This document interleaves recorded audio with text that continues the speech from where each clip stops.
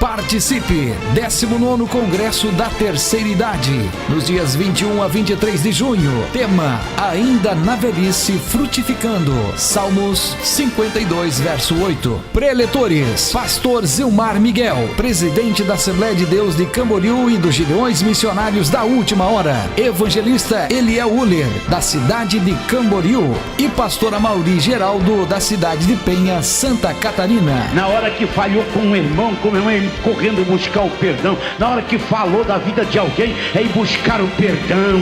Ser cristão é temer a Deus, é viver uma vida cristocêntrica. Cantores da cidade de Camboriú: Irmã Silva, Isaías e Miriam. Ao dobrar os seus joelhos e em meias lágrimas você clama a Deus, sua voz é um gemido. E Jureima Medeiros. Local: Pavilhão dos Gideões Missionários da Última Hora, Rua Joaquim Nunes 244, centro de Camboriú, Santa Catarina, 21 a 23 de junho de 2019. Maiores informações, ligue 47 3404 8700.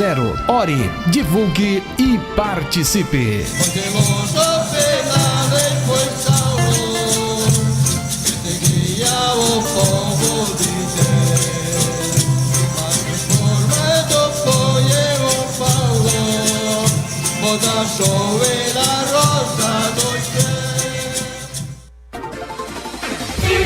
Identificação.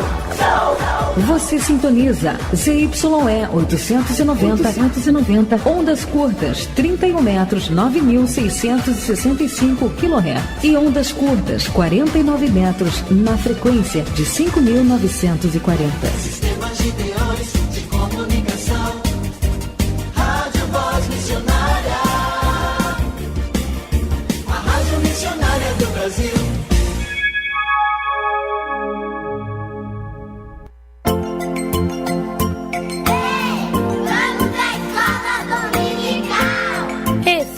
Dominical.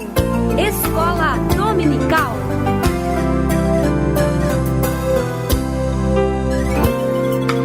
Vinde, alunos, vinde estudar. Vai começar agora no seu rádio a nossa Escola Dominical. Escola Dominical. Escola Dominical. Pegue sua Bíblia, sua harpa e acompanhe conosco a Escola Bíblica no ar. Juntos, vamos aprender um pouco mais a Palavra de Deus. Trazendo a Bíblia, livro sem par, que fala de Jesus. Escola Dominical. Escola Dominical. Escola Dominical. Escola Dominical. Apoio Departamento da Escola Bíblica Dominical da Igreja Evangélica Assembleia de Deus em Camboriú. Trazendo a Bíblia, livro sem par, que fala de Jesus.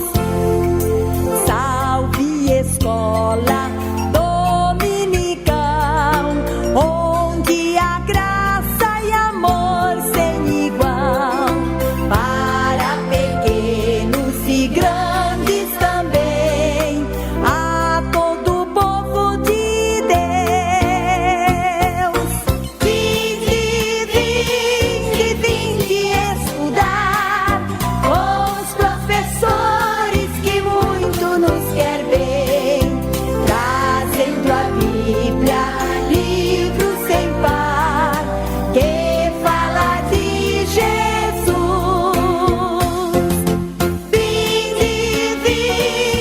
Vinde estudar com os professores que muito nos quer bem, trazendo a Bíblia, livro sem par, que fala de Jesus. Mas depois do segundo véu estava o tabernáculo que se chama o Santo dos Santos, que tinha o incensário de ouro e a arca do concerto, coberta de ouro toda em redor, em que estava um vaso de ouro que continha o maná, e a vara de Arão que tinha florescido, e as tábuas do concerto. e sobre a arca os querubins da glória, que faziam sombra no propiciatório, das quais coisas não falaremos agora particularmente. Com essa palavra, nós desejamos um domingo de paz e abençoado a todos os nossos queridos irmãos.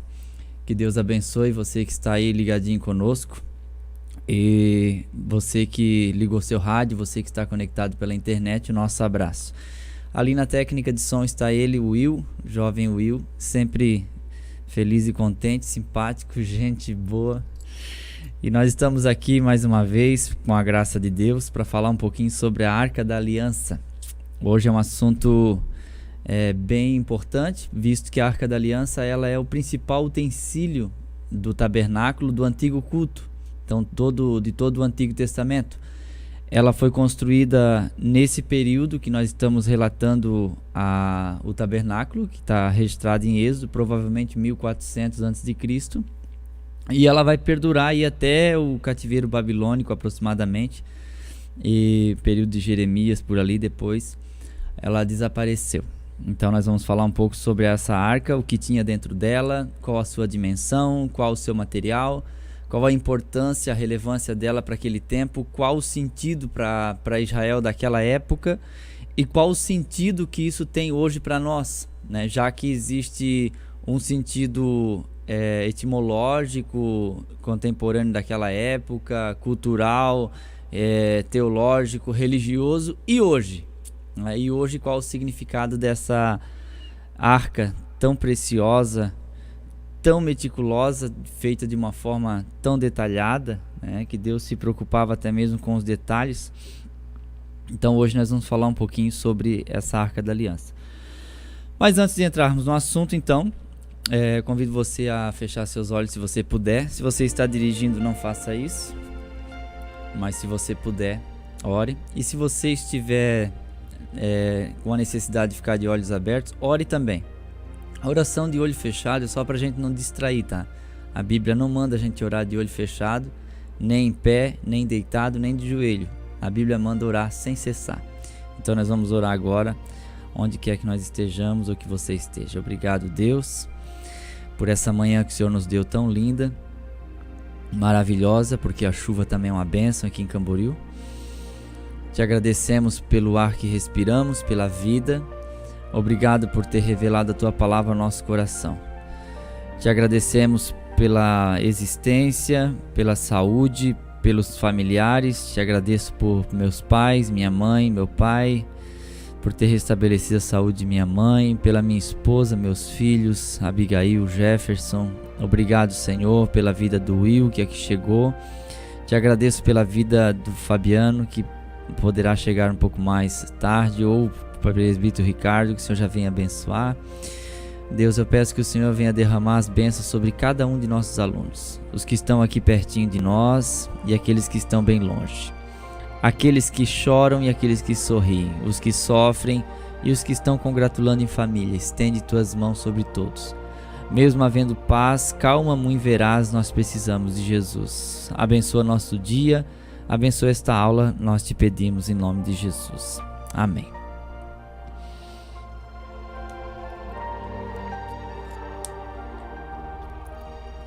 Muito bem, hoje a lição número 9, a Arca da Aliança, hoje dia 2 de junho de 2019. O texto áureo, ou texto de ouro, está em Êxodo 26:33. Pendurarás o véu debaixo dos colchetes e trarás para lá a arca do testemunho, para dentro do véu. O véu vos fará separação entre o santo lugar e o santo dos santos. Êxodo 26:33. A verdade prática diz: por meio de Cristo Jesus, podemos encontrar-nos com Deus santo e misericordioso. Então aqui o texto está falando de pendurar o véu que era feito de linho torcido, né, que fazia divisão entre o lugar santo e o lugar santíssimo. E esse véu ele era trancado com colchetes, ou seja, eram grampos de ouro que eram fixados nas colunas laterais. Eram 4 colunas, nas 2 últimas era fixado. Então, ali nós, como o pastor Silas falou semana passada, a gente não sabe por onde que o sumo sacerdote passava, né? Mas provavelmente tinha uma abertura que não foi detalhada aqui, não é? Porque a Bíblia manda primeiro fazer o véu, e depois do véu feito, tudo acabado, a arca da aliança seria transportada lá para dentro. Então, deveria ter uma abertura não só para a arca passar, mas para o sumo sacerdote passar, né, sem precisar desmontar o tabernáculo, já que o véu era muito resistente. E também a limpeza desse lugar precisava ser feita, já que era morto o cordeiro lá fora, ou bode expiatório, né, lá fora. E esse sangue era levado por uma bacia pelo sumo sacerdote para dentro do lugar santíssimo, e ele aspergia, ou seja, respingava esse sangue sobre o propiciatório. Então não dá para deixar isso. Imagina deixar isso ali 1 ano, aquele sangue grudado ali naquele propiciatório. Alguém precisava fazer a limpeza, então alguém precisava estar entrando, e provavelmente era os sacerdotes, creio eu. Muito bem, nosso texto base está em Êxodo 25, 10 ao 22. No primeiro versículo é o número 10, que diz assim: também farão uma arca de madeira de cetim, ou acácia, dependendo da versão. O seu comprimento será de 2 côvados e meio, e a sua largura de 1 côvado e meio, e de 1 côvado e meio a sua altura. E cobri-la-ás de ouro puro, por dentro e por fora a cobrirás. E farás sobre ela uma coroa de ouro ao redor. E fundirás para ela 4 argolas de ouro, e as porás nos 4 cantos dela. 2 argolas num lado dela e 2 argolas no outro lado dela. E farás varais de madeira de cetim, e as cobrirás com ouro. E meterás as varas nas argolas aos lados da arca, para se levar com elas a arca. Os varais estarão nas argolas da arca, e não se tirarão dela. Depois porás na arca do testemunho que eu te darei. Também farás um propiciatório de ouro puro, e o seu comprimento será de 2 côvados e meio, e a sua largura de 1 côvado e meio.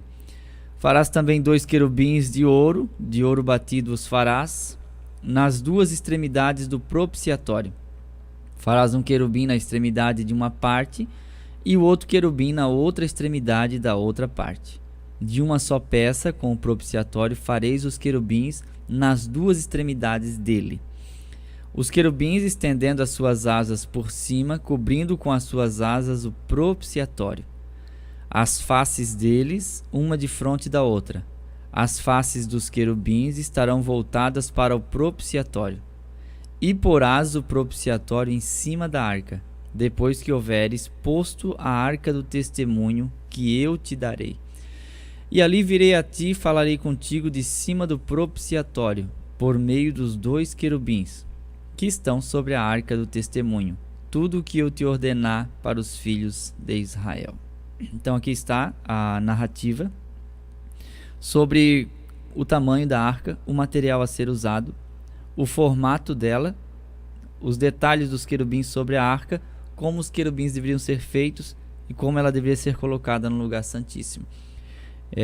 A linguagem é corrigida, evidentemente, e eu gosto muito de ler a corrigida porque essa versão, embora ela se utilize muito de pesos e medidas e maneira de medir distância, como do original. Então usa muito a palavra para medidas homer, alqueire e assim por diante. Ao invés de 45 centímetros fala côvado.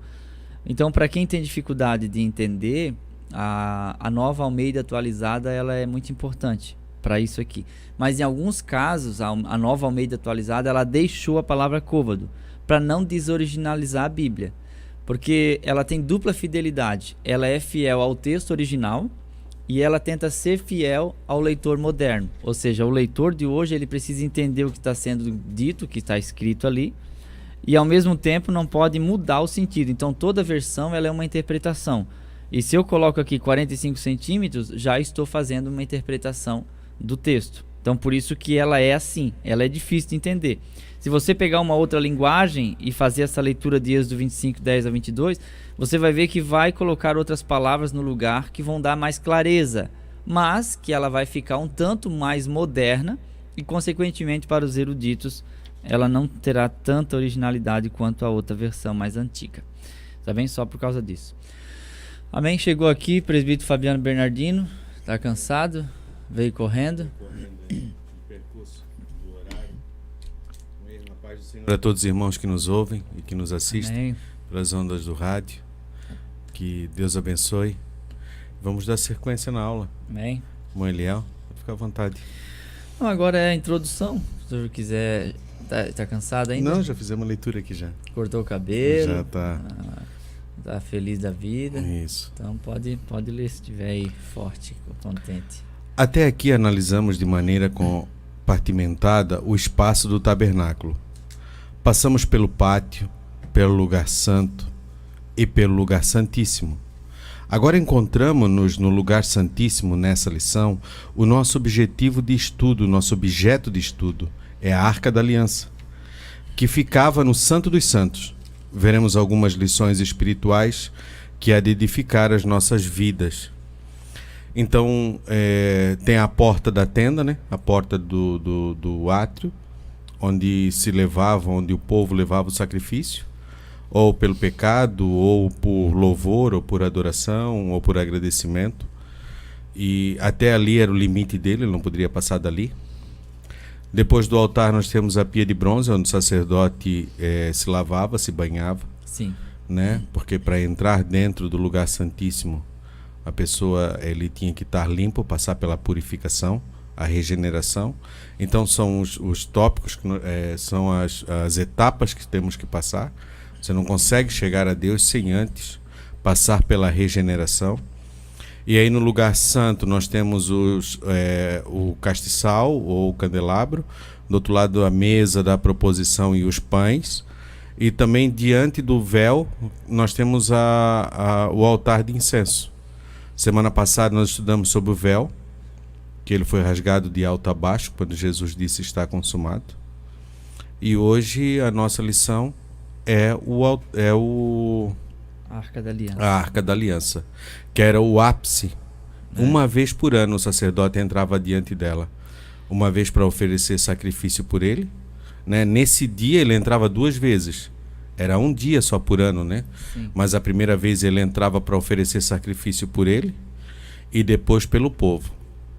E se fosse bem aceito, né, aquele ano seria um ano de prosperidade, de bênção para aquele povo. Então era um momento muito aguardado. Dali definiria o rumo do povo de Israel. Como seria a vida deles dali em sequência. É isso aí. E é interessante que eu conversei com o Carlinhos Medeiros lá da Barra, e ele falou uma verdade a respeito do nosso conteúdo da revista, que nós começamos de fora para dentro. Nós começamos lá fora nas colunas do átrio, e agora estamos chegando na parte mais profunda, mais detalhista do tabernáculo, né? Nós não começamos de dentro para fora. Poderíamos começar lá do vaso de ouro de Maná, lá das tábuas de Moisés, lá de dentro da arca em si para fora, né?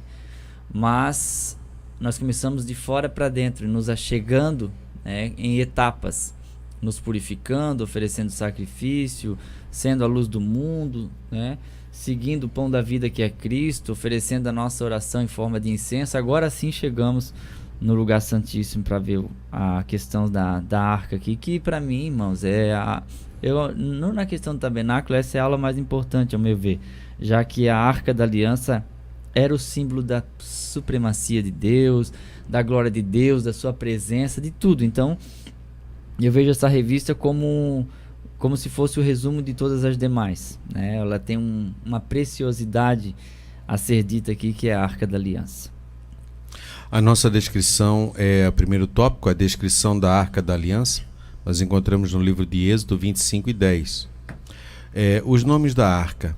A designação hebraica dada à arca significa cofre, casa de madeira, baú. Nas escrituras sagradas, diferentes nomes identificamos esse precioso objeto. a arca de Deus, a arca do Senhor, a arca da aliança, a arca do testemunho. Vimos isso em 1 Samuel 4:11, Juízes 3:13, Números 14:44. Era a peça mais valiosa e importante do tabernáculo, porque ocupava o primeiro lugar da vida espiritual de Israel. Então ali era a peça mais importante. Sim. E o objeto mais sagrado, né, no contexto. Claro que todo ele é um conjunto, você não pode separar, é isso, não. Todo o conjunto para que você possa chegar diante dela. E o sentido aqui da palavra arca é uma caixa. Essa é a palavra, uma caixa. Simplesmente esse é o sentido mais simples e objetivo. Embora aqui fale cofre, casa de madeira, baú e tal, mas a palavra arca é caixa. Como a arca de Noé, a palavra arca lá é caixa. E eu sempre fico pensando nos quadros que existem hoje da Arca de Noé, com proa, né?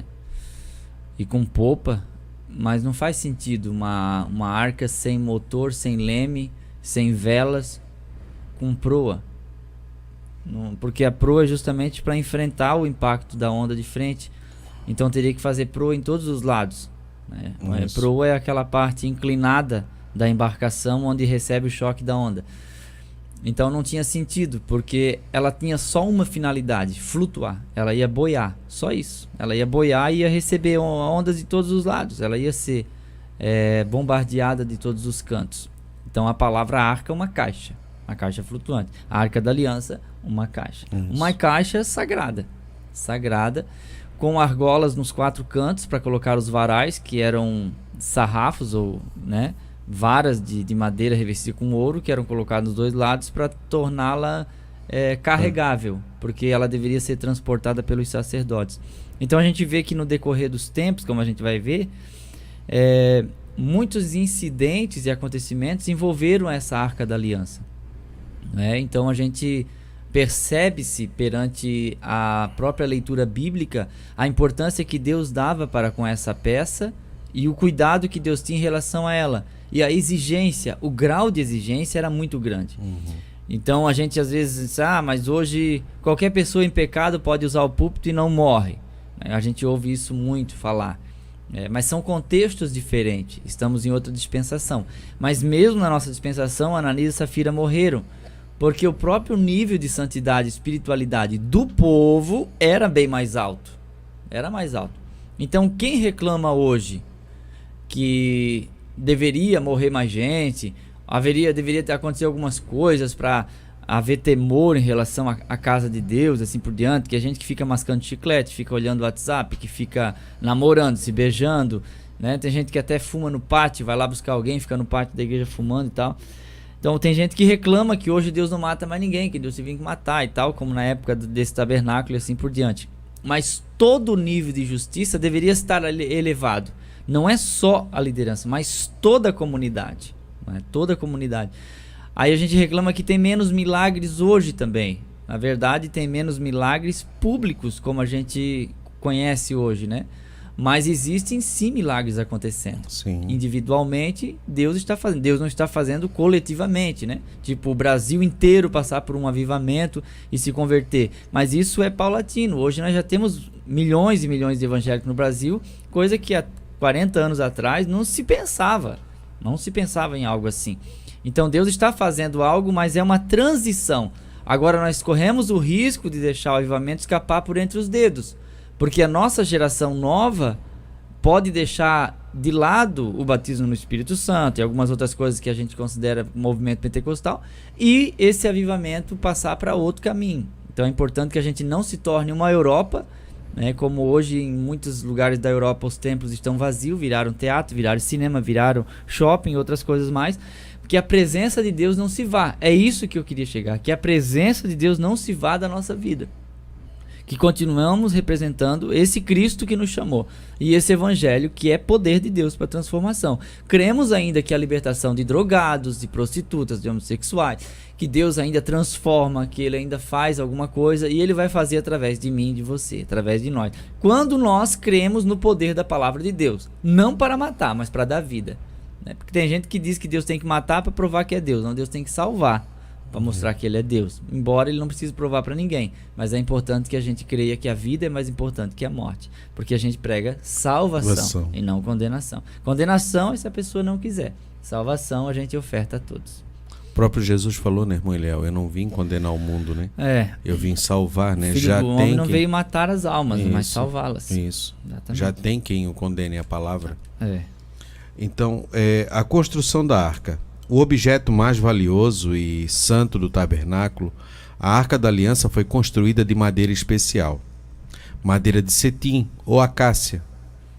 É revestimento com ouro puro, tanto por dentro quanto por fora. Foram os materiais nobres usados para a construção da peça. Sua forma era retangular. Suas medidas eram de 2 côvados e meio de comprimento, 1 côvado e meio de largura e 1 côvado e meio de altura. Temos aí em média, o irmão Eliel acho que já deve ter comentado alguma coisa, 1,25 de comprimento, 75 de largura e 75 de altura. Esses são os valores aproximados. Como a madeira de acácia não ficava exposta e o que se podia ver era o dourado da arca, a imagem faz uma perfeita tipologia das duas naturezas de Jesus Cristo, verdadeiro homem e verdadeiro Deus. Essa doutrina é uma das mais importantes da fé cristã. E durante muitos anos foram feitos vários concílios, porque tinha um professor abençoado que ele me pediu um resumo de cada concílio e aquilo para mim foi pedreira, porque tem coisa que a gente só estuda porque tem que fazer o trabalho, né? E no ano passado, acho que foi outro ano, e daí eu tive que pesquisar cada concílio. E desde do primeiro concílio da igreja para tratar da circuncisão, lá em Atos 15, no decorrer da história, né, o que nós entendemos como a continuação da igreja, até no ano 1000 aproximadamente, praticamente 80% dos concílios foi tocado na dupla natureza de Cristo. Mais ou menos 80% desses concílios, que essas convenções que a igreja fazia, foi tratado sobre as duas naturezas de Cristo, justamente por causa de um ensinamento de um homem chamado Ário, que era um presbítero de Alexandria, que ele levantava a questão sobre a não divindade de Jesus. Aí, porque Jesus era um homem, então se ele era um homem, ele não pode ser Deus. Aí alguém diz, não, mas ele era Deus. Bom, se ele é Deus, então ele não foi um homem. E tinha mais o gnosticismo também, porque o gnosticismo era uma corrente filosófica da época que ensinava a compreensão das coisas espirituais apenas pelo conhecimento da razão. E o gnosticismo também tentava tirar a divindade de Jesus. Se nós colocássemos um Cristo 100% divino apenas, ele não teria sofrido na cruz e não morreu, porque Deus não morre. Isso. Não teria sofrido por nossos pecados. Se fosse um Cristo apenas humano, com apenas a sua natureza humana, ele seria limitado e falho como nós e pecador como todo mundo. Aí ele não seria aceito porque o Cordeiro que tira o pecado do mundo não poderia ter mancha. Ou seja, Cristo, que é o Cordeiro de Deus que João Batista disse, esse é o Cordeiro de Deus que tira o pecado do mundo, não poderia ter erros na sua vida moral. Não poderia, não se toleraria isso. Porque senão ele se igualaria aos outros sumos sacerdotes. E ele não poderia oferecer a si mesmo como sacrifício por ser imperfeito. E daí buscou-se uma compreensão na Escritura e esse pensamento amadureceu ao longo dos anos e hoje para nós é fácil chegar aqui e dizer assim, Jesus é 100% Deus, 100% humano, monoenergismo e assim por diante. É fácil falar isso porque hoje a gente consegue ter essa compreensão, né? E quando eu falo da dupla natureza de Jesus, que a arca era de madeira de acácia revestida de ouro, a acácia é a humanidade, o ouro a divindade, que é a glória de Deus, a dupla natureza de Cristo na representação da Arca da Aliança.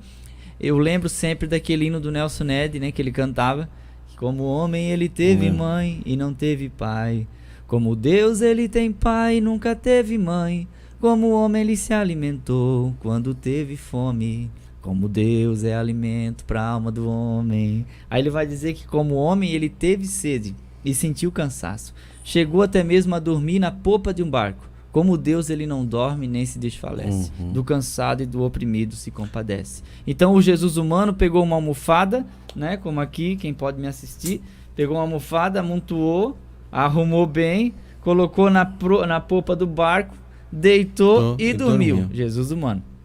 Veio a tempestade, os discípulos com aquela experiência dele se esgotando, vamos morrer, vai afundar, acordaram o mestre assim, ó, deram uma bronca, né? Tu não te dá conta, quer dizer, tu não se ligou que a gente vai morrer?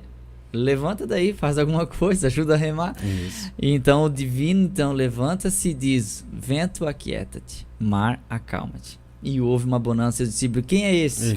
Que homem é esse? No mesmo barco, na mesma ocasião, nós temos o humano e temos o divino. O humano se cansou e se assentou num poço em Samaria, na cidade de Sicar. Cansado do caminho, sentou-se. Humano.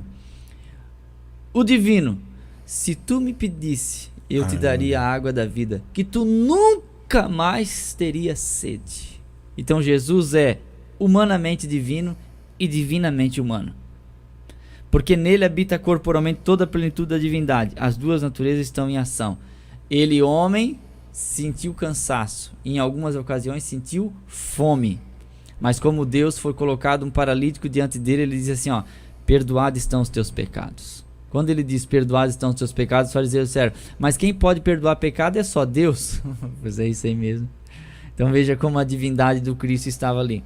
Quando ele diz: antes que Abraão existisse, eu sou, ele falou a palavra que era usada para Deus no Antigo Testamento. Eu sou o que sou.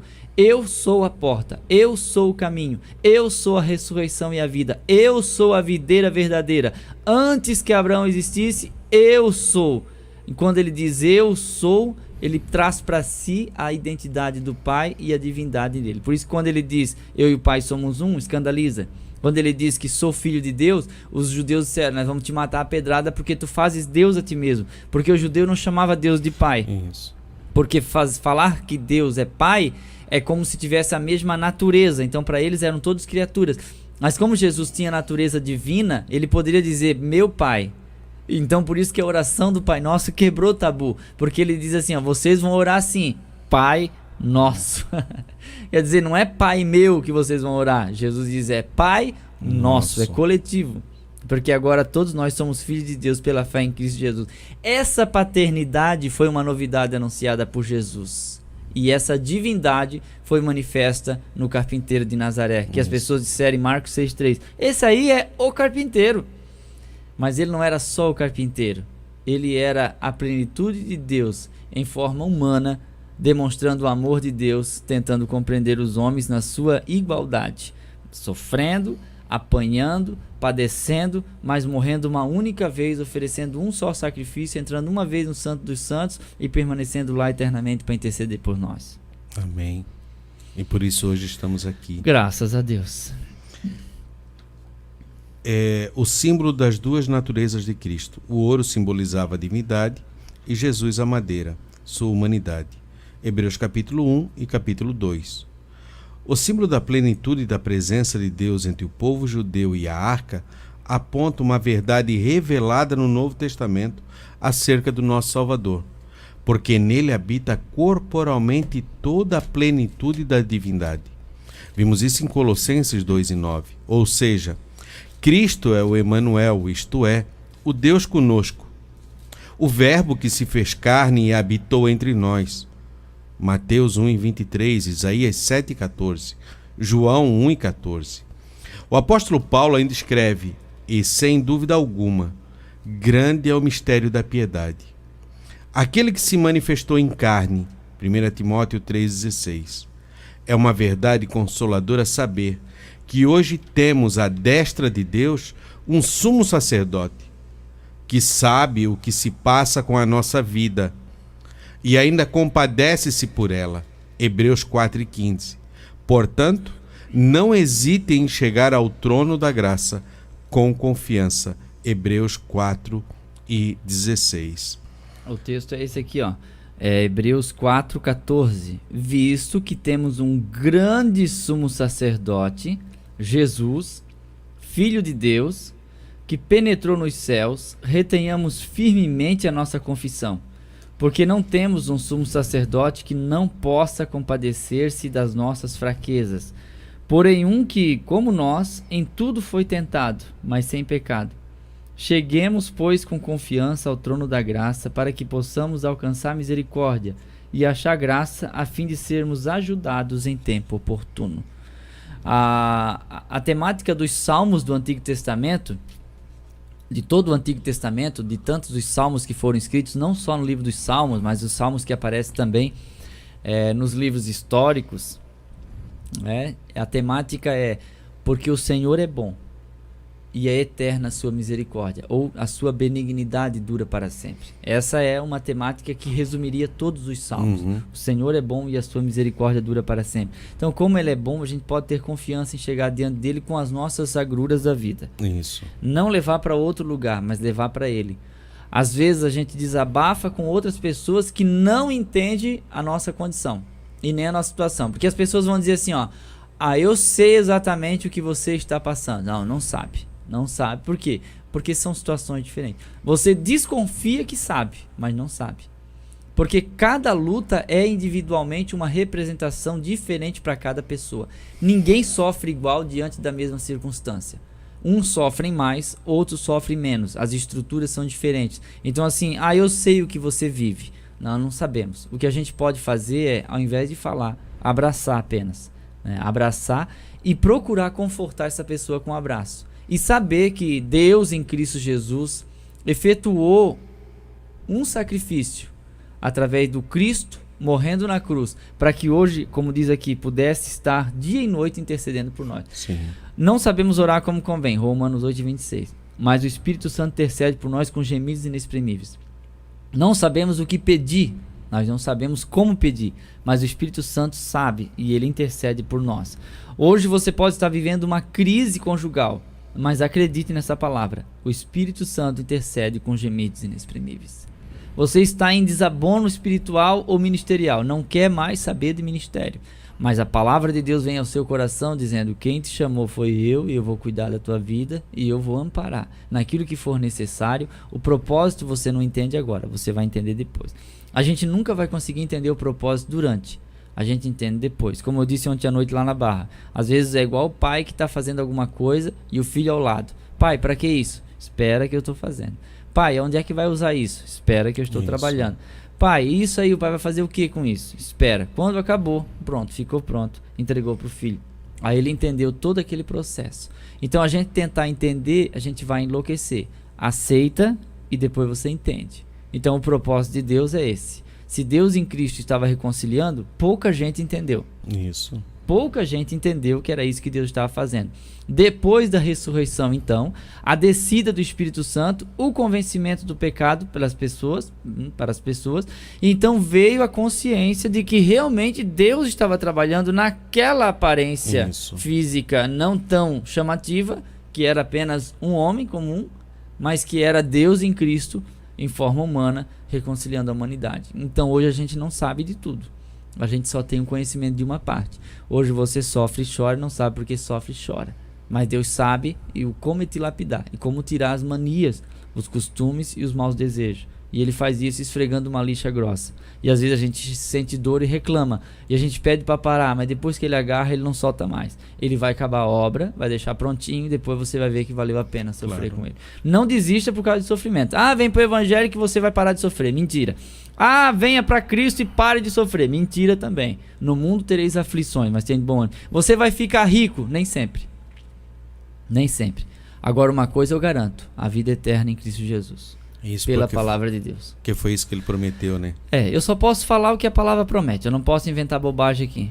Não posso te prometer nada além daquilo que a palavra de Deus promete. Por isso a escola bíblica dominical. Escola bíblica dominical eu chamo de pé no chão. Que às vezes num culto de teologia de prosperidade você sai de lá saltitando, mas outro dia, se você não carregar massa e concreto, você não recebe salário fim do mês. E você achou que não precisaria mais nada porque Deus ia fazer tudo, quando na realidade a vida segue normalmente. A gente caminha com Jesus. Se puder estudar, melhorar, amém. Mas Deus não vai vir do céu e dizer: agora sim, você é crente, eu vou te curar. Não, às vezes vai ficar com aquela enfermidade, não é? Por que, irmão Eliel? Eu não sei. Mas vai ficar. E ele pode curar? Pode curar. Ele não curou Eliseu morreu de uma doença, não morreu atropelado e nem de velho, morreu de uma doença. Deus deu mais 15 anos para Ezequias, pode dar para você 20, 50, eu não sei. Só sei que tudo está no controle dele. Isso. É ele que sabe. Agora o que eu não posso é prometer coisa que ele não prometeu. Deus vai te dar, eu não sei. Agora uma coisa eu garanto, a palavra de Deus vai te dar uma vida de paz, mesmo com sofrimento. Isso. Mas a Bíblia Sagrada, ela é poderosa para ajustar, para colocar as coisas no seu devido lugar, seja na ordem familiar, material, financeira, espiritual. Ele é o restaurador de tudo. Há promessas de riqueza? Não, mas ele pode prosperar a sua vida sim, porque ele tem todo o poder. A gente vai melhorando e Deus vai restaurando a nossa história, porque a gente vive melhor também, e assim por diante. Esse é o Cristo que penetrou além do véu, uma única vez. E lá no Santo dos Santos, que a gente fala no símbolo da eternidade, ele está à destra de Deus intercedendo por nós. Isso. O interessante é que faz certinho, né? O sumo sacerdote oferecia sacrifício para si, se purificava, aspergia o sangue na arca, voltava, fazia o sacrifício de novo e agora apresentava para o povo. E ali levava as petições do povo e tudo que necessitava, ele intermediava. E agora Jesus fez o único e perfeito, e ele está intercedendo por nós, como você falou, mediando todos os dias. Basta que sejamos sinceros com nós mesmos. Muitas vezes nós escondemos a nossa condição, né? Temos medo ou não falamos, ou temos desejos que são malignos ou formas que não são legais, e aí a gente esconde aquilo, vai diante de Deus e parece que está tudo bem. Mas quando você vai arrependido mesmo diante dele e de coração sincero, ele atende e transforma a vida da pessoa. Mesmo em momentos difíceis, parece que tudo vai por água abaixo, mas nós temos paz e confiança dentro, que ele está conosco e nos segurando, e a gente não vai sucumbir. Como diz o salmista Davi no Salmo 23, ainda que eu andasse pelo vale da sombra da morte, não temeria mal algum, né? Só que passar pelo vale da sombra da morte, muitas vezes a gente... Nós vamos para o segundo tópico, o propiciatório da arca. Êxodo 25, do 17 ao 21. A tampa da arca. A tampa de madeira de acácia que ficava sobre a arca era denominada de propiciatório. Era adornada com a figura de 2 querubins de ouro, um em frente do outro. As suas asas permaneciam abertas e voltadas para o centro da arca. Essa era uma obra belíssima. Só corrigindo aqui uma coisa, porque a tampa da arca não era de madeira. Não tinha madeira, era uma peça inteira de ouro. Isso também eu anotei aqui também. Então assim, só para corrigir, porque ela era feita de ouro puro. E uma peça inteira batida, ela não era montada, né? Como o castiçal também era uma peça inteira. Não só aqui no texto, né, que o texto que nós lemos na leitura em classe, que é Êxodo 25, 17, também farás um propiciatório de ouro puro. Mas também em Êxodo 37 e 6, fez também de ouro puro o propiciatório, seu comprimento 2 côvados de meio, sua largura de 2 côvados de meio, o tamanho da arca, né? A dimensão, a largura e o comprimento só, né? Isso. Igualzinho para caber exatamente em cima. E depois Deus mandou fazer uma coroa em volta da arca, né? Como aquelas coroas reais que circundavam tudo ali em volta. Então por isso que é importante a gente comparar com a Bíblia. A revista não é Bíblia, tá, irmã? A revista, ela é bíblica. A Bíblia é a Bíblia, a revista é bíblica. Então a gente vê que na revista houve esse equívoco. A tampa da arca não era de madeira, ela era de ouro batido, feita de ouro puro. Da mesma forma que o castiçal era todo de ouro também. Então aqui a gente está organizando. Então o propiciatório, quando você vê propiciatório, nós vamos ver aqui a simbologia depois. Propiciatório nada mais é do que a tampa, tá? A tampa. Isso é evidente na escritura, porque a gente acha que é alguma coisa extraordinária, né? A gente vê pessoas às vezes tá ouvindo e está imaginando outra coisa. A arca era uma caixinha de madeira de acácia de 1,25 m por 70 e 70 de altura, com 4 argolas, uma em cada canto para carregar, e em cima dela a tampa, que era o propiciatório, feita com uma lâmina de ouro, e da mesma peça 2 querubins olhando de frente um para o outro, mas olhando para a arca, com as asas, né, abertas. Dali se tem a ideia de que os anjos têm asas, né, nesse tempo, porque a gente só vai ver as asas nos anjos depois com Isaías lá, serafins, em Isaías 6. que os serafins com 2 voavam, com 2 cobriam os pés, com 2 cobriam o rosto. E até hoje ainda nas próprias culturas os anjos são alados, ou seja, com asas. Mas aí a gente diz, mas será que precisa de asas? Já que anjos são seres sobrenaturais que atravessam paredes, não estão sujeitos à gravidade. Bom, na própria cultura do Antigo Testamento oriental e também no próprio texto bíblico aparecem seres alados. Não que todos eles necessariamente fossem, né?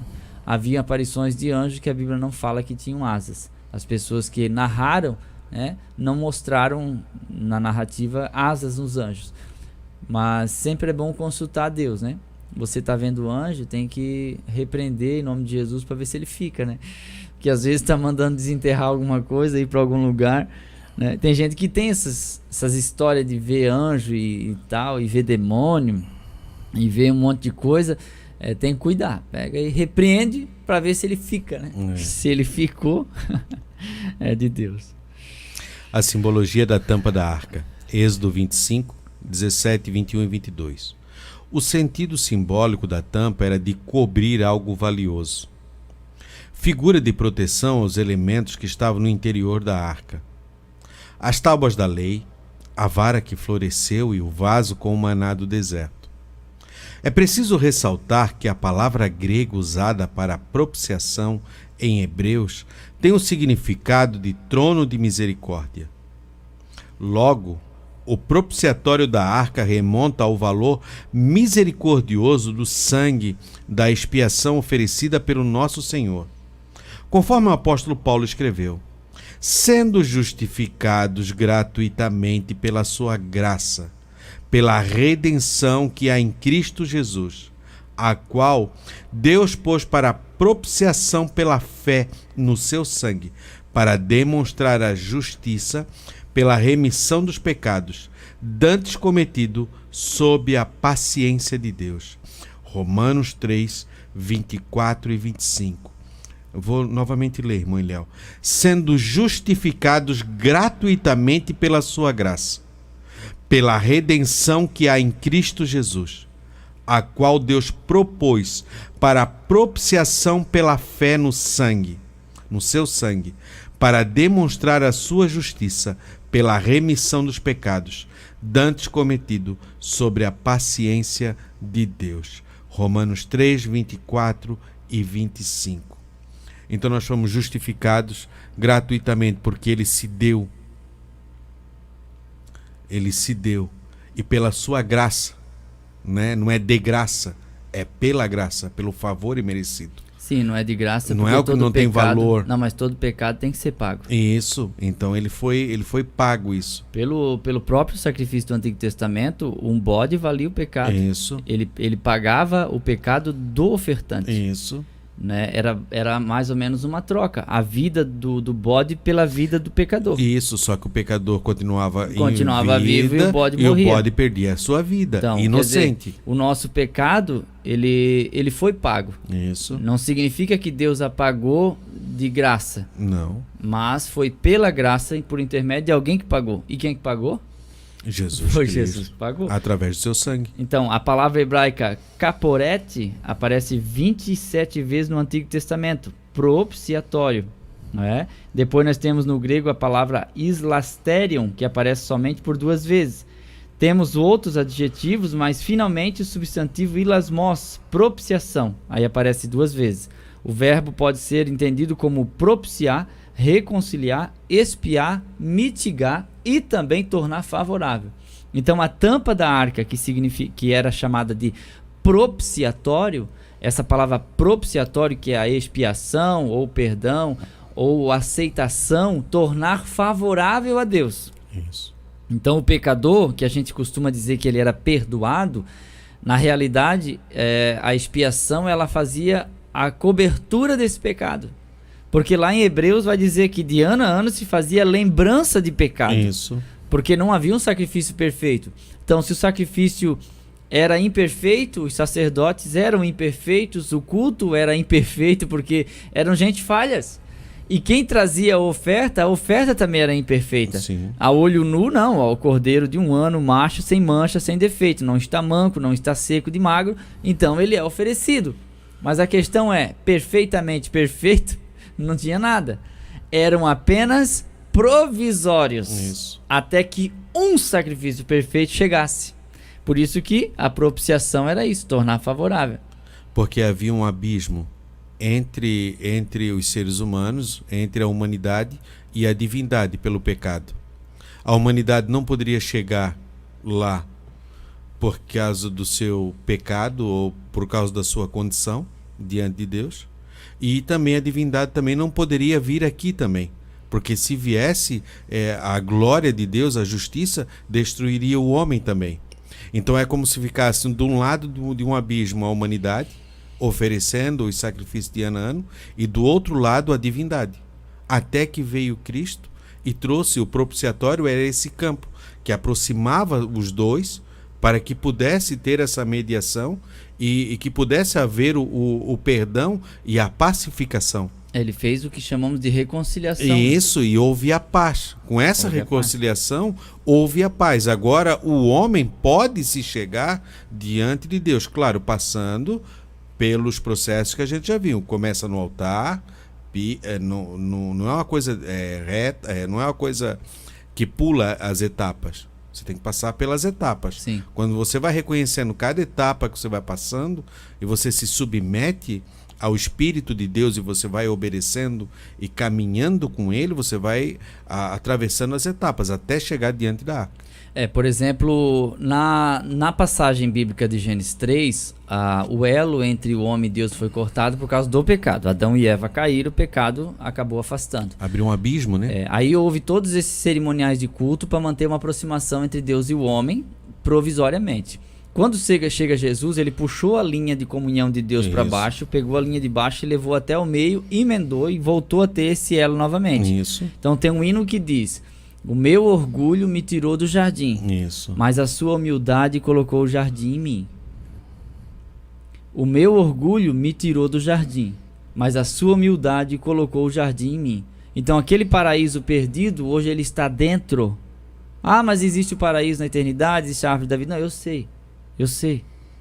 Mas hoje Deus quis colocar em nós isso. É aquilo que Paulo diz, isso é um tesouro em vaso de barro. Isso. É quando alguém quer guardar uma joia muito preciosa, um ouro, mas não coloca em vaso de ouro para que não chame a atenção. Ele vai lá e coloca dentro de um vaso de barro. Deus fez isso, colocou o Espírito Santo dele em nós, restaurando o nosso jardim interior.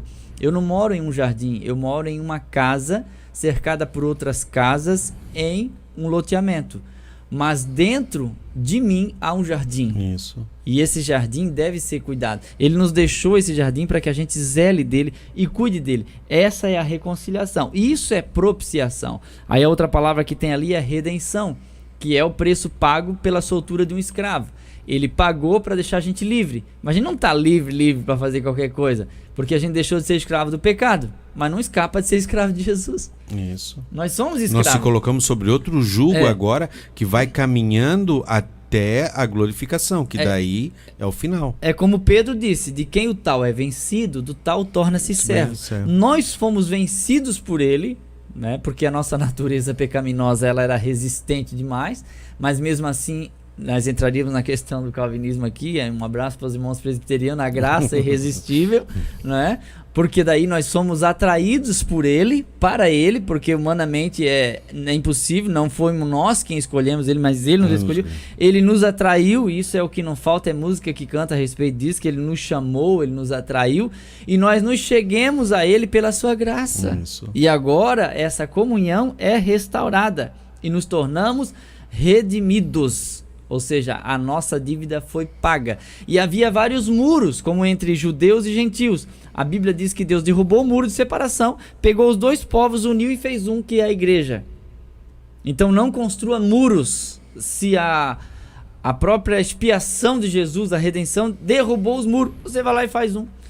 Não que você não possa fazer um muro entre a sua casa e do seu vizinho, mas moralmente falando, espiritualmente, emocionalmente e assim por diante, tudo que acaba em mente. Porque senão a gente está desfazendo o sacrifício de Cristo na cruz por nós. Isso. O terceiro tópico, o terceiro subdivisão do segundo tópico, a simbologia dos querubins alados sob o propiciatório. Êxodo 25 e 18, Hebreus 9 e 5. Os querubins representavam simbolicamente a majestade divina e a deidade do Todo-Poderoso. São seres também que aparecem nas visões do profeta Ezequiel, vimos isso no capítulo 4, e as visões do apóstolo João na ilha de Patmos, Apocalipse capítulo 1. A função básica deles é de proteger o trono de Deus. Por isso, a imagem dos querubins reflete um aspecto protetor, ressaltando o compromisso deles de guardarem a lei de Deus. Assim, a misericórdia, graça e fidelidade são virtudes presentes na arca, mostrando que Deus sempre se interessou em amar e proteger o seu povo. Êxodo 25 e 20. Salmos 89, 1 e 2. Como essa grandeza a gente não consegue falar é uma coisa, mas a sua mente conseguir captar, né? O apóstolo Paulo disse aquilo que o olho não viu, aquilo que a mente não consegue chegar perto, é o que está preparado. O olho não viu, o ouvido não ouviu, nem subiu ao coração do homem. Isso, ele não consegue compreender isso, são as coisas que preparou, né? A presença dos anjos nessa questão da lei, ela é importante ser considerada porque o próprio apóstolo Paulo ele vai falar sobre a mediação dos anjos no Antigo Pacto. E o próprio escritor aos Hebreus vai dizer que se a lei dada pelos anjos, ou mediada pelos anjos, teve o seu efeito, imagina quem pisar o sacrifício do Cristo, Filho do Deus vivo. Ele está falando que se a pessoa chega na graça e acha que ela é barata e pode pisar o sangue do sacrifício, ela vai ter uma punição mais grave do que aquela do Antigo Pacto, que matava fisicamente. Isso. Então você diz assim, morrer não morreu, irmão. Poderia morrer, estava em pecado. Mas espiritualmente, querido, só Deus é que sabe o travesseiro dessa pessoa, se é fofinho ou é uma pedra. E às vezes a gente tem inveja do problema dos outros, né? A gente vê alguém de fachada, de longe, e pensa, eu queria ter uma vida dessa. E não sabe que aquela pessoa é escrava de um vício. Não sabe que aquela pessoa vive uma pedreira. Então eu sempre digo, não existe família perfeita, existe família feliz. Família perfeita é igual montanhas azuis. Você olha de longe, linda, maravilhosa. Vai chegando perto, tem parte que nem tem mato, é pasto, tem parte que é árvore caída, tem pedra que rolou e assim por diante. Então, não existe ninguém perfeito. A questão é, os querubins participam da mediação, que parece-nos que no monte com Moisés, no dia da sarça, né, no dia do pacto sinaico, os anjos também mediavam a conversa entre Deus ou assistiam perante Deus e Moisés. Quando Deus disse para Moisés, faça um tabernáculo, os anjos participavam. Então, foram colocadas essas duas imagens sobre a arca, não para serem adoradas, mas para representatividade aqui, como nós falamos aqui, ó, né, para representatividade sobre os guardadores da lei de Deus, ou refletindo aqui a participação sobrenatural de Deus através desses querubins ao ministrar ao coração dos homens, e da grandeza, né, a majestade, tudo isso está relacionado a esse querubim sobre a arca. É claro que a gente não vai pegar hoje e transformar isso em amuleto, né, fazer miniatura de querubins, pendurar no pescoço e tal, não precisa fazer isso. Esse pacto já se cumpriu, era a sombra dos bens futuros e já estamos vivendo o futuro. A palavra de Deus diz que se cumpriu em nós, nós vivemos na graça de Deus e entendemos que esse sacrifício de Cristo já foi suficiente. Isso. Devemos tomar cuidado, como o irmão Eliel falou sobre o amuleto, quando os filhos de Eli viram a guerra e viram que estavam perdendo, só vamos levar a arca para lá. E levaram a arca e perderam e morreram na guerra, e também Eli, depois ele veio a morrer também quando caiu. Então não é a arca em si, mas é todo um conjunto. Sim. E como o povo tratava o sagrado, como você reverencia o sagrado, como você reverencia as coisas de Deus. Quanto mais secularização do sagrado, menos manifestação do poder de Deus. E não tendo a manifestação de Deus, aquilo é meramente um objeto. Ele não vai ter força nenhuma. Então nós devemos ter muito cuidado de achar, porque eu estou na igreja, ou porque fulano de tal gosta de mim e ora por mim, ou porque isso, são meramente amuletos. A quem tem promessa não morre, quem tem coisa, são jargões que muitas vezes nós vamos ouvindo e tomamos aquilo como verdade. Vai repetindo. Isso, só que aquilo não produz efeito na nossa vida. Se você realmente não tiver a reverência às coisas de Deus, você não tiver o devido cuidado, o devido respeito, os filhos de Arão eram para ser o sumo sacerdote. Né? Como nós já estudamos lições passadas, tomaram o incensário e foram diante da glória de Deus e não estavam com a mitra sobre a testa que dizia santidade ao Senhor, e a glória de Deus se manifestou e viu, o que é isso que está diante de mim? Né? E foram fulminados. Então nós devemos tomar muito cuidado com isso, de não tomar as coisas como um amuleto, ou a igreja, ou a denominação, né? E achar, não, porque eu vou orar e vai acontecer. Não, há todo um conjunto atrás. É quando morre Nadab e Abiú, a inauguração da lei. Depois, na descontinuação do sacerdócio pela ordem de filho de Arão de Itamar, ali que Deus fala com Eli, morre Ofni e Finéias na guerra. Isso. São mais 2 que morrem, né? E depois que eles morrem, então, a arca foi para a terra dos filisteus e logo em seguida Samuel assume como profeta, sacerdote, né? E aí a sequência que nos mostra ali que Israel ficou sem a arca da aliança, ela foi meio que preenchida pela presença de Samuel, porque aí a arca ficou 7 meses na terra dos filisteus. Quando ela volta, vai para Kiriat Jearim. Ela passou todo o ministério de Samuel, né, em torno de 40 e poucos anos, e entrou pelo reinado de Saul, mais 40 anos do reinado de Saul, e alguns sugerem que lá pelo 10º ano de Davi é que ele vai trazer. Alguém diz que ficou 90 anos fora do seu lugar, a Arca da Aliança, fora do seu lugar. Tanto que a maioria das coisas que nós vamos falar aqui na sequência que tinha dentro da arca, não tinha mais.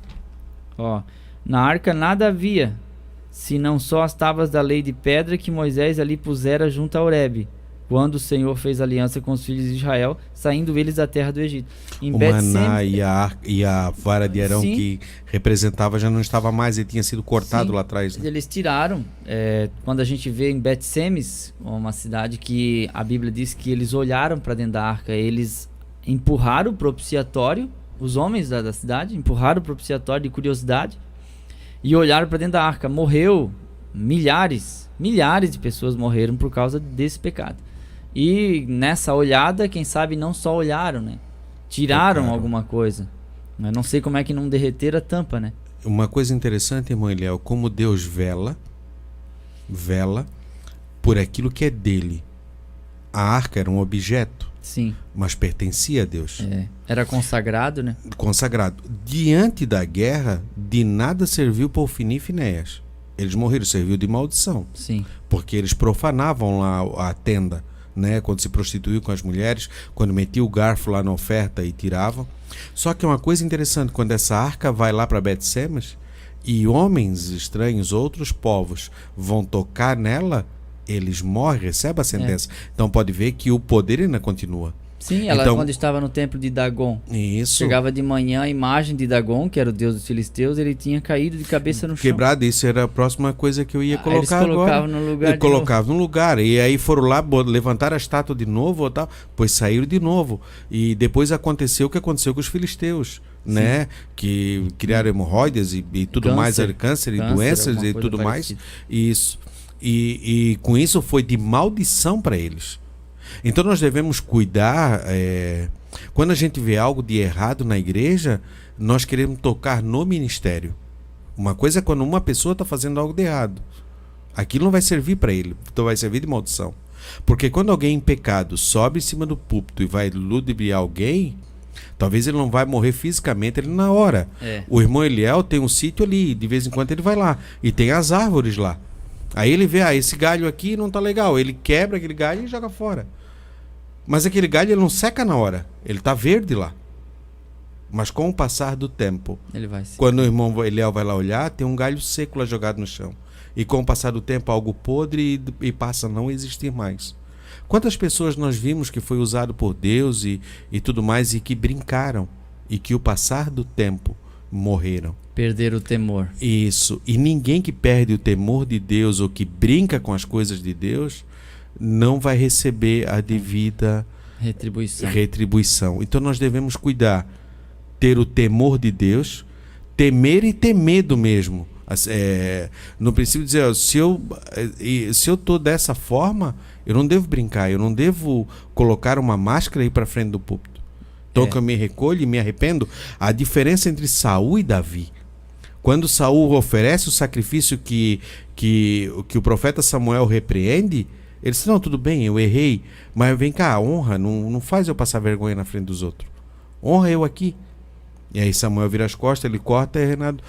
Davi foi diferente. O pecado de Davi, se nós olhar, é muito pior do que o de Samuel. Ele aprontou mais que Saul. Muito mais, foi muito mais horrível. Ele ficou com uma mulher casada e mandou matar o marido. Só que quando cai em si, ele se joga de pano de saco na frente. Todo mundo está olhando, ele é o rei. Mas ele não está nem aí para ninguém. Ele disse, eu quero buscar o perdão em Deus. Eu quero me consertar com ele. Então é importante não tocar no sagrado. E você que não toca no sagrado, mas vê os outros tocar e sobrevivem para debochar, não fique esperando juízo. É certo que essa pessoa vai acabar sofrendo. Tenha misericórdia e pena. Mas é que fulano rouba e está enriquecendo e a gente não faz nada. Essa pessoa não está enriquecendo, ela está apenas acumulando dinheiro. Porque daí você vai ver depois as consequências dos atos. Claro. Será que vai poder dizer, combati o bom combate? Acabei a carreira e guardei a fé. Então, às vezes, o bom nome é melhor do que a riqueza. Claro. Às vezes não, sempre. Sempre. E outra coisa, a responsabilidade. Quantas pessoas com muito dinheiro e com muitas posses conseguiram muitas coisas e a família toda destruída? Esposa para um lado, marido para o outro, filho para o outro. Tem drogas, prostituição, ninguém sabe de nada e vai ver que aquilo não tem valor, não preenche. O dinheiro é simplesmente um metal frio, gelado. Ele não te aquece, ele não precisa de outras coisas, entendeu? Então, quando a gente... Toda a nossa atitude há uma consequência. Por exemplo, assim, os nossos filhos...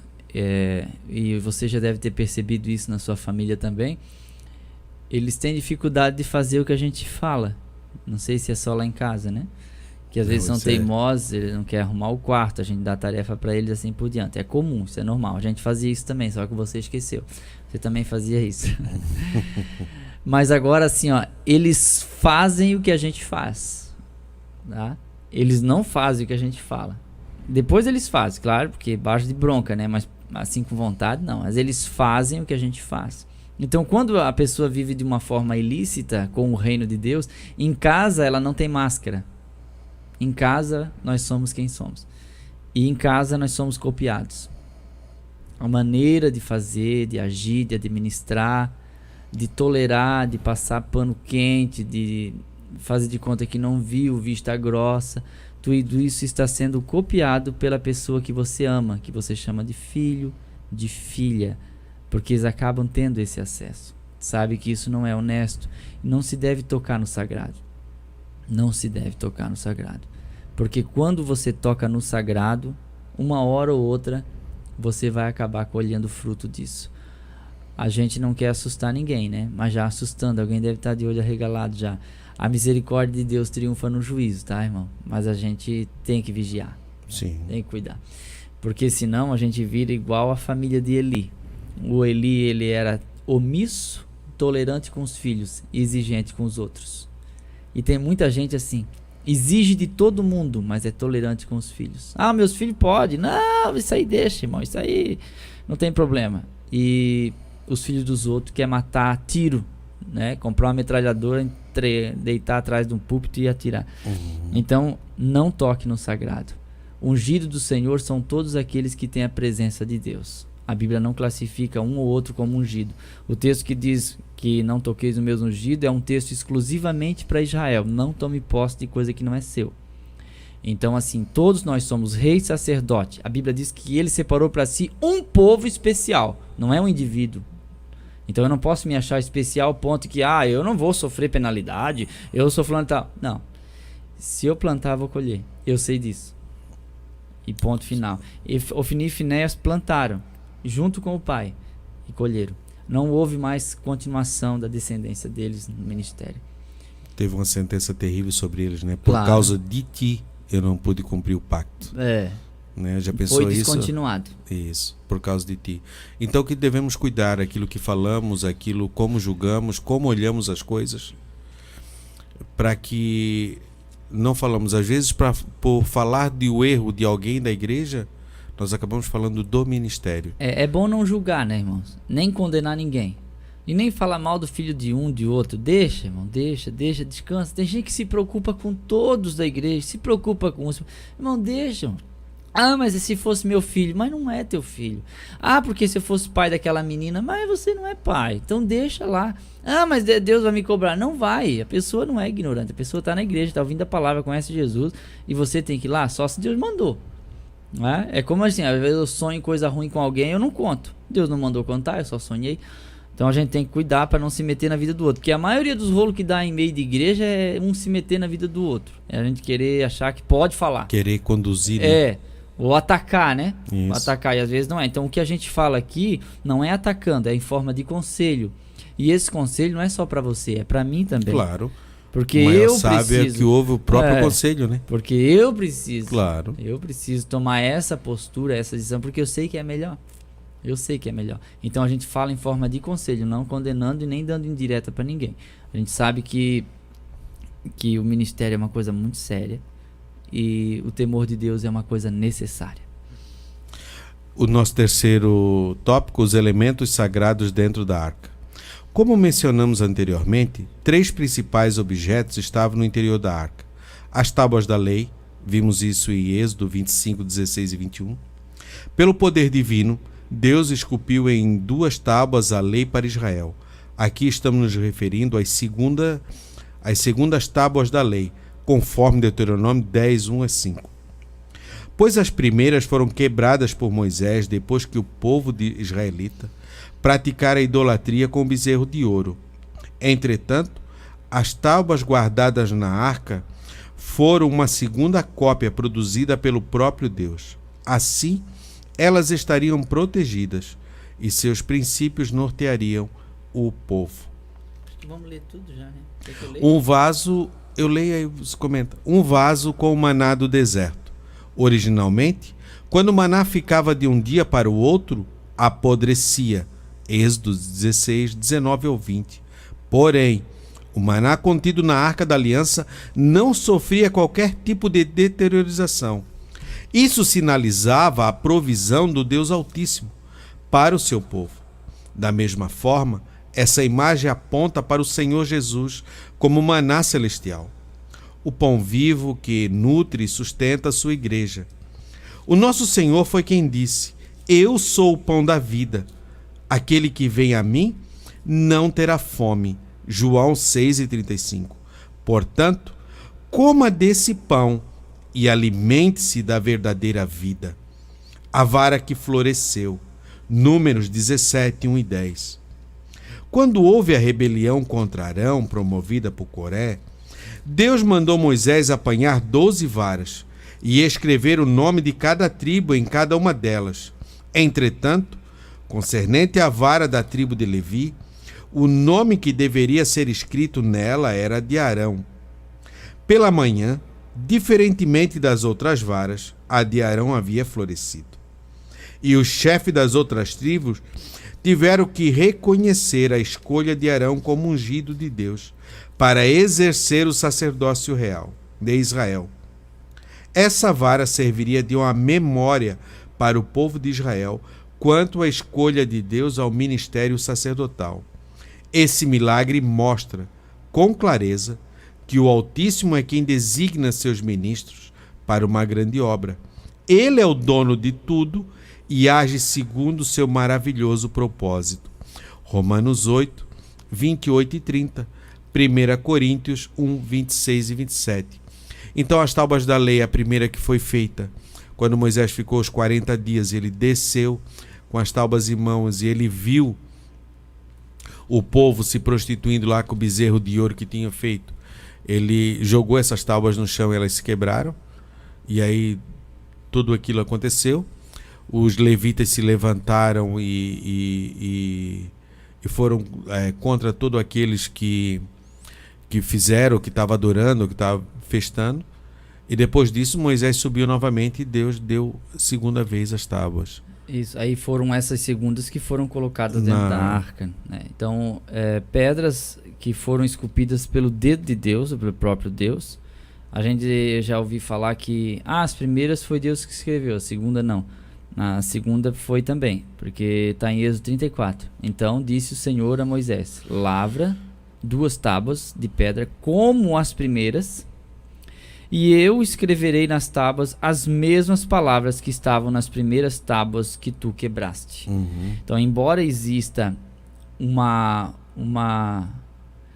reescrita a respeito disso, que parece, que dá a impressão que Deus disse para Moisés escrever, na verdade é feita essa segunda narrativa, que era o próprio costume da escrita hebraica, de fazer uma segunda narrativa com palavras diferentes para colocar 2 ideias à frente uma da outra, para dar mais clareza e frisar a importância disso. Então, dentro da arca foi falado aqui, o presbítero Fabiano leu, estavam as tábuas da lei.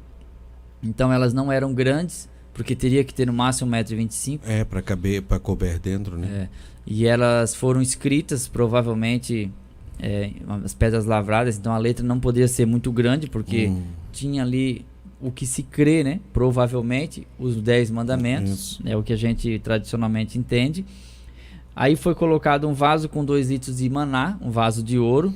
A Nova Almeida atualizada diz que aquela medida dava aproximadamente 2 litros. Alguém acha que era um pouquinho mais, mas é porque as medidas variam. Isso. Tinha também ali a vara de Arão que floresceu.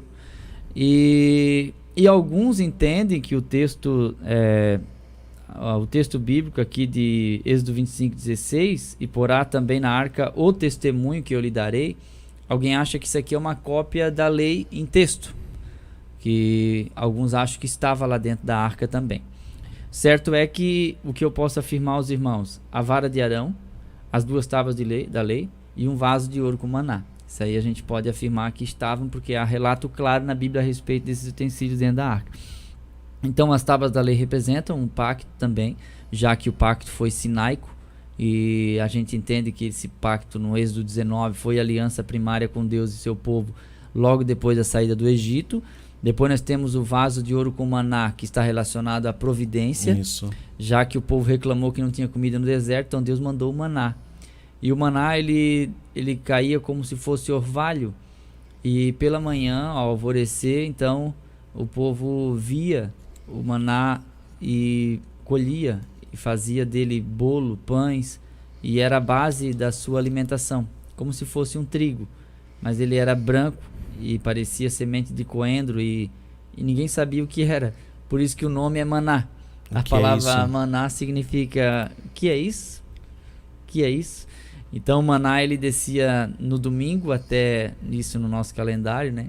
Até na sexta-feira, e cada um ia lá colher o que poderia comer, nem de mais e nem de menos. Isso é um ensinamento moderno para o pessoal que gosta de buffet livre. Tem uma plaquinha assim: desperdício será cobrado à parte. Eles nunca cobram, mas tem pessoas que não sabem fazer o próprio prato, sabe? Coloca muita comida no prato e daí sobra bastante. Estou falando do buffet, tá, irmão? Buffet livre. E ali o buffet livre era assim: se colhesse demais e deixasse para o outro dia, apodrecia e cheirava mal. Mas aí a Bíblia diz que quem colhia menos era suficiente, então era para ser de acordo com a família. Mas tinha os olhudinhos que na sexta-feira colhia em dobro, porque pensou: amanhã não tem. E na quarta-feira colhia em dobro, pensava: e se amanhã não tiver? Eu já tenho guardado aqui. Tenho guardado. Vai que Deus muda. Só que Deus estava ensinando através do maná. Isso está em Êxodo 16, para você que quer mais detalhe. Deus estava ensinando através do maná que o povo deveria confiar na provisão dele, que a promessa da terra de Canaã foi ele que fez, e eles precisavam estar vivos para chegar lá. Então eles precisavam desse alimento. Então nos dias comuns, se colhesse em dobro, apodrecia e cheirava mal. Mas aí veio uma ordem: na sexta-feira colham em dobro. Se vocês comem 3 medidas, que uma medida é as mãos cheias, né? As 2 mãos cheias é uma medida. Quando se fala de 3 medidas, 4 medidas, é as mãos cheias. A gente fala mão cheia, né? Tem a irmã Nadir, o irmão José Jorge lá, o Dequinha e a Dida. Sempre que eu vou no sítio deles, eu estou sempre lá, ele diz assim, dá uma mão cheia para ele, dá uma mão cheia disso, uma mão cheia daquilo, ou é feijão de vagem, ou cebola, é uma mão cheia, é o que a gente pode carregar com a mão, entendeu? E até era permitido a pessoa entrar na seara do outro e comer o que pudesse naquele momento, não carregar embora, né? E assim por diante. Então, essa era a forma de medir. Então, quando eles colhiam em dobro, apodrecia. Mas na sexta-feira, quando colhia em dobro, não apodrecia. Porque sábado Deus não mandava o maná, então esse maná não estragava. E outro milagre é o maná que estava dentro da arca também não apodrecia. Que estava ali representando o quê? Deus é o Deus da providência. Isso. Deus é o Deus da providência. E ele provê para cada dia. Por isso que Jesus diz que a gente não deve se preocupar com o dia futuro. Porque você se preocupa com o futuro. Você se ocupa com o seu passado. E você estraga o seu presente. Não deixa que é de um sofrer, presente. né? Claro. Por isso que Jesus disse, quem vai conseguir aumentar a sua vida um côvado com todas as suas pré-ocupações? Pré-ocupações. Que às vezes a gente se ocupa, se preocupa, e hoje o pior defeito da nossa geração é a ansiedade. Não é defeito, é problema. Isso. O nosso maior problema é a ansiedade. E dizem os pesquisadores do conhecimento da psicologia que 90% das coisas que a gente fica procrastinando, imaginando que possam acontecer, elas não acontecem. Você já reparou que muita coisa que você se preocupa demais, elas não ocorrem? E ocuparam os seus pensamentos de uma forma tão terrível que roubaram a sua saúde. Isso. E a ansiedade, irmãos, está trazendo problema de gastrite, de úlcera, de dor de cabeça, de pressão alta, de pressão baixa, está trazendo sérios problemas. O estresse está matando. Ô irmão Eliel, descansa em Deus, que se você confia em Deus, você se estressa menos. É verdade. A gente conseguir encontrar esse jardim, Fabiano, dentro de nós para descansar no meio de um mundo turbulento. Claro. No meio de um mundo que pede mais e mais. Você tem que trabalhar incansavelmente para produzir mais. A demanda aumentou, e aí é o trânsito, e aí é a família, e aí tem 3 filhos, tem 4, tem 5, e tem creche, tem colégio, e tem material escolar, e aí tem a falta do dinheiro, e você se estressa e fica ansioso demais. Descansa no Senhor. Entrega teu caminho ao Senhor, confia nele e o mais ele fará. E também tinha para encerrar a vara de Arão, que é a representação do sacerdócio de Cristo, que a vara de Arão junto com outras 11 foram colocadas de um dia para o outro para que fossem vistas no dia seguinte lá no santuário, se realmente Arão era chamado por Deus, porque eles acusavam Moisés de nepotismo, de ter colocado o irmão dele como sumo sacerdote. E aí, chegou pela manhã, não só floresceu, mas como produziu amêndoas. Isso, ela produziu amêndoas. E aí, então, foi uma ratificação do sumo sacerdócio de Arão, e essa vara foi colocada dentro da arca, como testemunho do chamamento de Arão e dos filhos de Levi para o ministério sacerdotal. Até porque era só da linhagem de Arão para se tornar o sumo sacerdote. Mas toda a tribo de Levi, ela era envolvida na manutenção do templo, de cuidar das coisas espirituais, montagem e tal. Aí tinha os coatitas, tinha os meraritas, né? E mais outro que agora me falhou o nome, que eram os 3 que cuidavam, mas da linhagem de Arão, que seguia de Arão, era para ser o sumo sacerdote. Só esse tinha o direito de entrar no Santo dos Santos uma vez ao ano. Sim. Os outros podiam entrar por todo, mas só ele tinha esse direito. Foram escolhidos por Deus. Então cada um tem a sua função. Devemos respeitar e fazer bem a função e não estar desejando. É verdade. Porque muitas vezes as pessoas desejam estar no lugar das outras ou querer exercer o lugar das outras e não tem a capacidade ou a estrutura para aquilo. Porque não sabe o que é. Mas quando a canga vem sobre você, ou quando o peso, a responsabilidade vem sobre você, e aí a coisa muda. Isso acontece muito no ministério pastoral, né? A pessoa quer o lugar do pastor, coloca uma semana, mas 2 dias, tá morto. Quando 3 horas da manhã bate na porta, né? Olha, tem um lá endemoniado, tem que levantar. Glória. Graças a Deus pelo ministério que Deus me deu. A nossa conclusão, nossas horas se passam. Nessa lição vimos que a Arca da Aliança era um grande símbolo da presença de Deus entre o seu povo e o que nos aponta para a obra completa de Jesus Cristo, para a sua igreja. Nestes últimos dias, O Senhor nos deixou o Consolador. Não precisamos mais carregar uma arca para desfrutar da presença de Deus, pois o Espírito Santo habita em nós. Na realidade, essa arca agora está dentro de nós. Essa porção da palavra é a presença de Deus. Presença viva. Isso precisa estar dentro de nós. Porque, como o irmão Eliel falou, esse jardim está dentro de nós. Agora o céu está dentro de nós. E depois nós estaremos dentro dele. Assim como as pessoas que não têm Deus, não têm Jesus, ainda não foram alcançados, o inferno está dentro delas. Como aquilo que queima de dia e de noite. Eles não têm paz e sossego. E aí E se não forem alcançadas a tempo, eles estarão dentro do inferno. Então nós devemos cuidar e fazer o que tem dentro de mim. Como age e como procede dentro de mim. Eu quero mandar um abraço aqui para a irmã Nena e a irmã Júlia aqui de Areias, que estão acompanhando a Escola Bíblica pelo rádio. Um abraço, irmã Nena, irmã Júlia, Deus abençoe vocês, tá? Muita saúde, muita paz, prosperidade, tá bom, queridas? Eu iria mandar um abraço para os irmãos da Barra, mas eu não vou citar os nomes, porque eu não consegui pegar por relaxamento meu, não anotei certo. Então hoje eu vou pregar de novo lá, então eu vou anotar o nome dos irmãos. Eu sei aqui uns nomes de cor, mas daí eu vou acabar esquecendo alguns. Então peço que os irmãos depois me procurem e dê o nome certinho, tá? Que eu quero ter o prazer aqui. Vocês não me pediram, mas eu quero ter o prazer de agradecer pela recepção dos irmãos ali da Barra. Estou pregando no Congresso dos Irmãos e foi muito bom, tá, irmãos? Bom mesmo, bom estar com vocês. Que Deus abençoe os irmãos da Barra. Eu tive fazendo algumas visitas ali. Que Deus abençoe. E também queremos mandar um abraço também para o irmão Valentim e a sua esposa Manguida. Sempre estão ali nos assistindo e vendo. Agora temos que cuidar, tem que vir mais arrumado, que os irmãos vê com a tela. Antigamente, hoje eu nem arrumei meu cabelo direito. Antigamente era só o rádio, né? Então não via, mas hoje pelas redes sociais consegue ver. E o irmão Celinho e a irmã Didi também estão ali ligando. Que é uma 49 polegadas. E ali ele tá vendo nós. Eu só, olha, agora tem que se arrumar melhor, cortar o cabelo e tal, tem que ir bem arrumado. O irmão Dedé, que agora eles estão vendo isso. O irmão Dedé que falou. O irmão Dedé que trouxe. O irmão Dedé que entregou o senhor, irmão Celinho. Que o senhor tem uma tela de 49 polegadas, 50, e o senhor assiste a escola dominical como se nós estivéssemos dentro da sua casa. E nós agradecemos pelo carinho, tá, irmão Celinho? Muito obrigado pela audiência. É bom que a gente faz parte disso, né? Isso. O que nos impulsiona de estarmos aqui alegre e buscarmos para aprendermos um pouco mais da palavra de Deus é saber que os irmãos do outro lado nos prestigiam e nos assistem.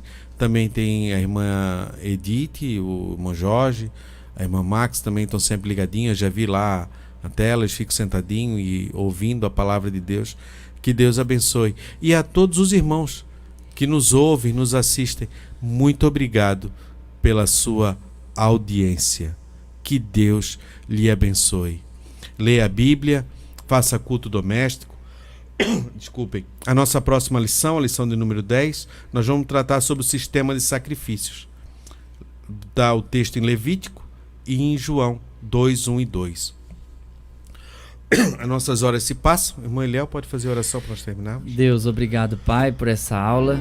Te agradeço, Pai, pela vida do Fabiano, que veio, pela vida do Will, que também está aí, por ter me dado a oportunidade. Obrigado por todos os nossos irmãos, a irmã Júlia, a Nena. Obrigado pelos irmãos da Barra.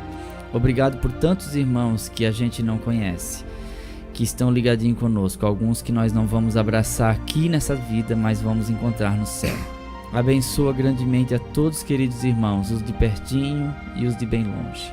Fica conosco nesse domingo em nome de Jesus, Pai. Amém e amém.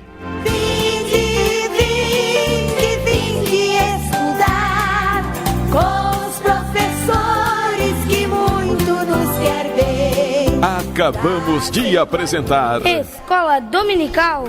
Escola Dominical. Orientação didática, Departamento de Ensino da Escola Bíblica Dominical de Camboriú, Santa Catarina. Até a nossa próxima escola, se Deus assim nos permitir. Escola Dominical. Vinde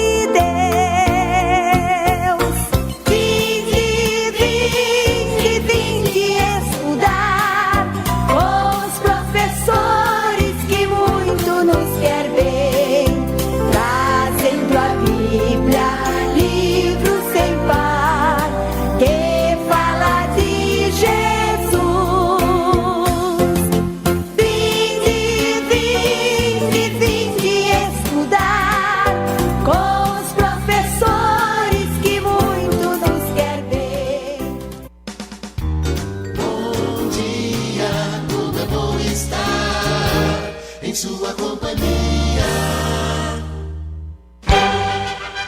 Atenção Paragominas, no estado do Pará.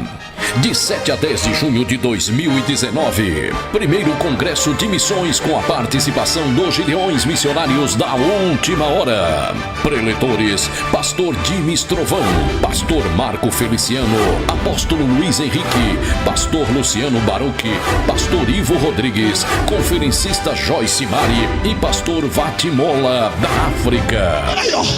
Olha Deus usando o profeta aí, ó. Olha Deus usando o profeta. Aqui tem profeta, tem? Tem profeta aqui, tem? Tem profeta aqui, tem? Tem? Tem profeta, não tem? Rapaz! Participação da equipe Gideões Missionários da Última Hora. Pastor Wesley Ricardo Santos, vice-presidente, e Pastor Silas de Souza, coordenador de missões. Não será em vão o preço que você paga na obra. Não será em vão o preço que você paga pela perseverança, pela fidelidade, vivendo o que diz a palavra. No louvor, cantora Fabi. Sei que perto estás, e nada temerei, permaneço firme no teu chamado. Local, Templo Sede Regional da Assembleia de Deus de Paragominas, no estado do Pará. De 7 a 10 de junho de 2019. Ore, divulgue e participe.